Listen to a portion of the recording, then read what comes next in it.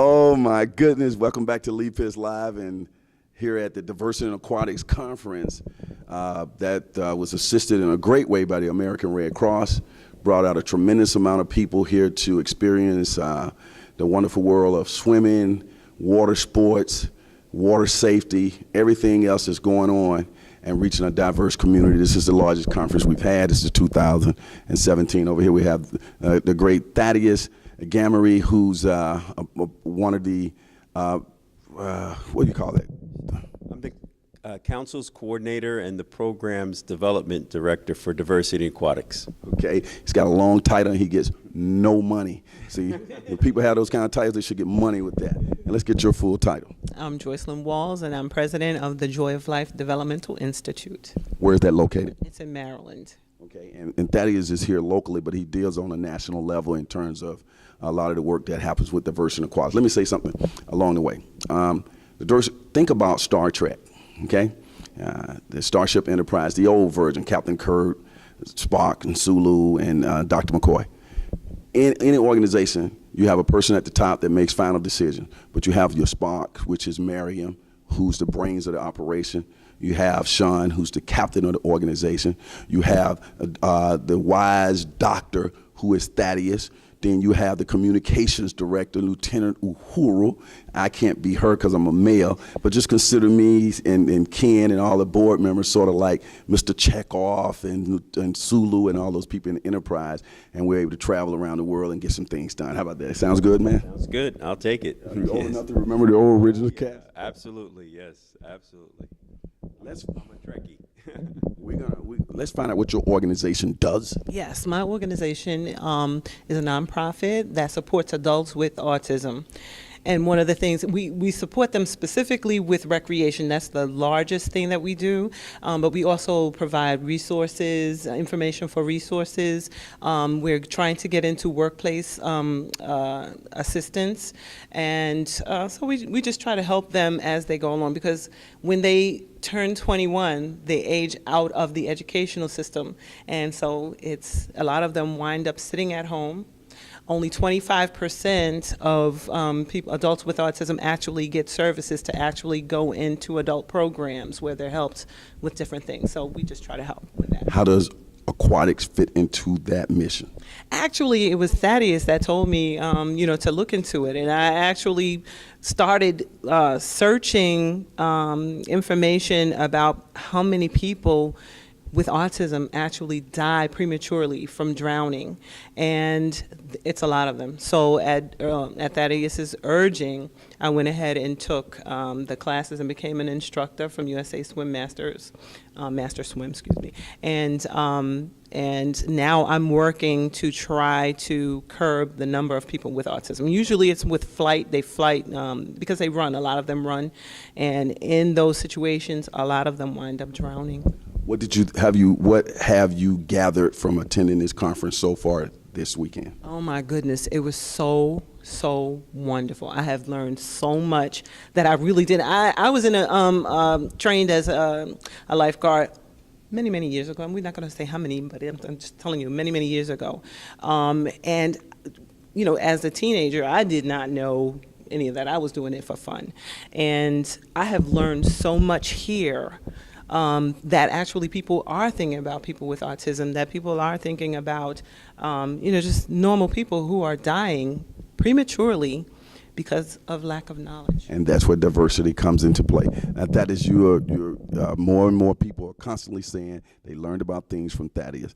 As a council head, tell us about your mission. Well, my mission is to be able to reach out and to diverse areas of aquatics that people have a personal interest in, such as Joyce, that she had a personal interest in teaching adult with autism to swim for their fitness and their safety. So we want to be able to find people where they are. So if they're interested in scuba, they're interested in lifeguarding, they're interested in water polo. So my job is to stay out there and be connected with a variety of people that have a variety of interests and needs. It just so happens that Joyce and I go way back as friends, way back in high school. And she reached out to me recently. I told her what we were up to. She told me what she was up to, and I said, wait, we need to connect. So she took it on instantly, and she met with Raheem Booth, our HBCU council chair, who is up there in the Baltimore area, and so they're going to connect on that. She's also shared with us information that we didn't know about an autistic swim team. The kids on the swim team are autistic, and it's a movie. It's actually a movie, and we didn't know about that. And then we also connected with the Red Cross and Masters, U.S. Masters, to see what other resources are out there to continue to support her mission and to develop more instructors that will service the adult autistic community. So far, this conference, I think you got involved about two conferences ago. The growth has been tremendous. Tell us what your thoughts were or are about what is taking place so far here today. Yeah, this is absolutely a profound exponential growth in our exposure. There are a number of attendees at the conferences, the level of national leadership, roles that they play. The partnership with the Red Cross is at a whole nother level. The partnership even here in Miami, where we had the Aquatic Sports Festival that you amazingly put together and delivered yesterday at the Gibson Park Pool in the historic neighborhood of Overtown, Miami, a historic black neighborhood of Overtown.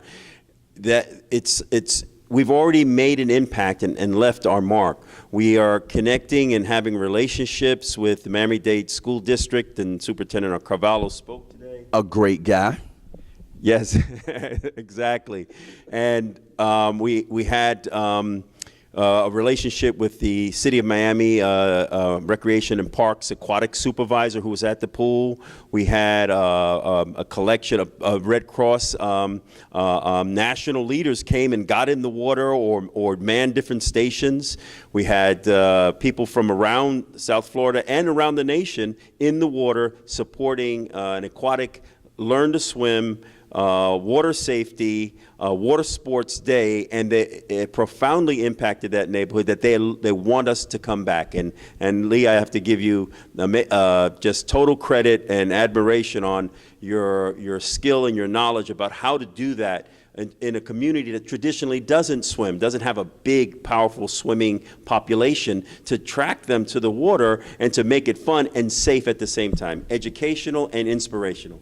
It was a team effort, and I just sort of quarterback things. I don't want to take too much credit, but I just seen that a million times. And one of the things I told Thaddeus in numerous conversations and text messages, I said, Thaddeus, it never looks like it looks on paper.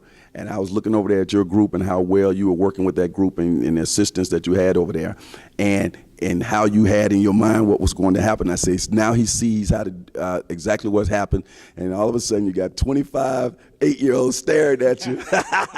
I told Thaddeus, I said, Thaddeus, it's going to come a time when 25 8-year-olds are going to be staring at you, and you got to produce, and you really produce, man. Did you think about that when it was happening, Thaddeus? Yeah, it was a moment when it was on. It was like, whoa, here we go. That's right. But it came together. We had amazing support by people in the water, outside of the water, and we had your direction, and we had the support of the Gibson Park Pool staff. Yes, so we all worked together. It was a great team effort. But I'll call the head guy for Parks and Rec, you can remember his name. Daniel Lopez, and he's the head of the aquatics department for the City of Miami, Parks and Recreation. And there was Carmelo Infante. He's the supervisor at the pool. They hosted us in an amazing way to make sure everything worked smoothly and safely.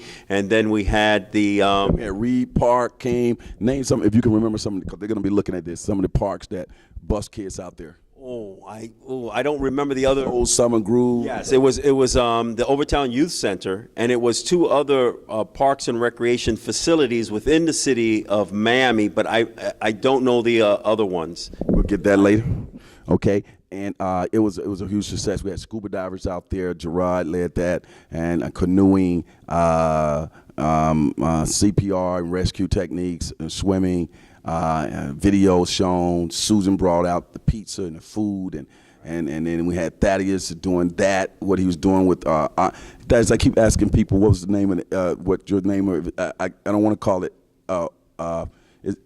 Is it some kind of aerobic name? That form a name. It's aquatic fitness. So any athlete can use the water for their base fitness, and it was just introducing, as well as some basic swim skills, kicking. But it's aquatic fitness and multi-sport training, sort of leading toward the sport of triathlon. But it doesn't have to.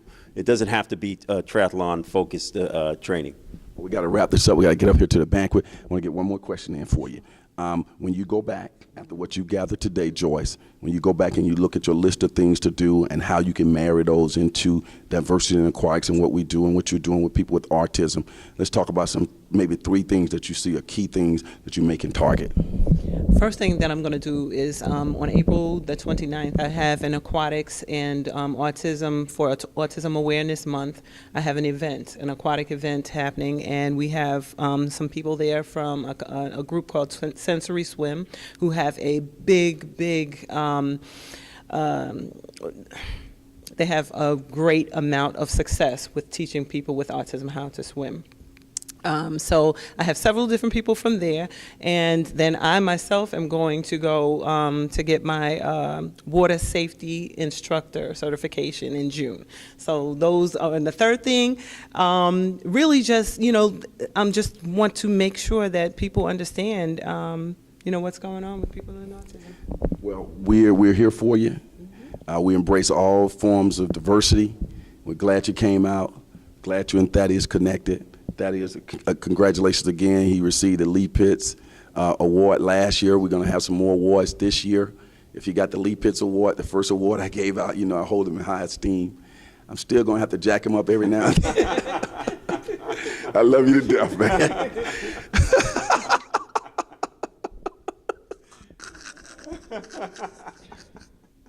Inside joke, man. Inside joke. Hey, I'll tell y'all one thing, man. I'm going to keep training Thaddeus. I keep saying, Thaddeus, when you're doing these things when I'm not around, this is how it's going to work. I don't know if you gravitate to when I'm telling you this, Thaddeus, I'm telling you this because I see you continue to do some of the things I've been doing. And when I'm not around, I say, I want you to just remember all those long conversations with Lee Pitts, man. I'm collecting the knowledge and gaining experience as we go and applying it. Yes, absolutely. Man, you were rolling yesterday. I sent you over there to the lady from Delta Sigma Theta to let you get to work on her. Inside joke, folk. We all aquatics people. We're having a great time now. We got autism involved. We just, diversity in aquatics. We take our diversity very seriously. For more information, just go to diversityaquatics.com. This has been Lee Pitts Live, and we'll see you next year at the conference.